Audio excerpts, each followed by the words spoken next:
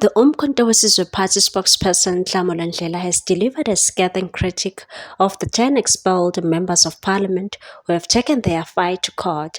The members of parliament who were recently ousted from the party challenged their expulsion, arguing that they only learned about their removals through parliamentary channels and not from the party itself. The Western Cape High Court, however, dismissed their case on Monday.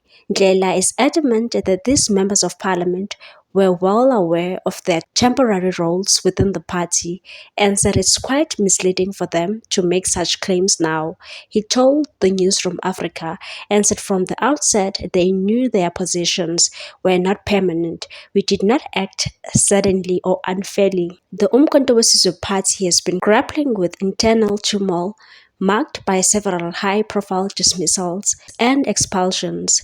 Ndlela believes the expelled members of parliament should have addressed their grievances with the party leadership rather than dragging the matter into the public eye, and said these members have shown a blatant disregard for the party discipline, criticizing their decision to go public, and said they've created a spectacle that does nothing but harm the party's reputation. He also took an issue with what he described as members of parliament's sense of entitlement, arguing that their roles were meant to be selfless volunteer positions, not permanent employment, and said these individuals seemed to think they were entitled to their roles indefinitely.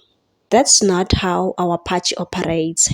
Looking forward, Ndlela suggested that any future engagement with the expelled members will depend on their approach and said if they come back and address us properly, we will consider their cases. But for now, they've already damaged the party by bringing that dispute to court.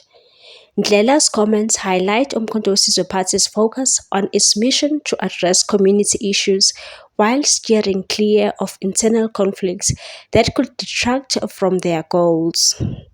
What's your take on this one, people? Thanks for watching. Please subscribe for more news.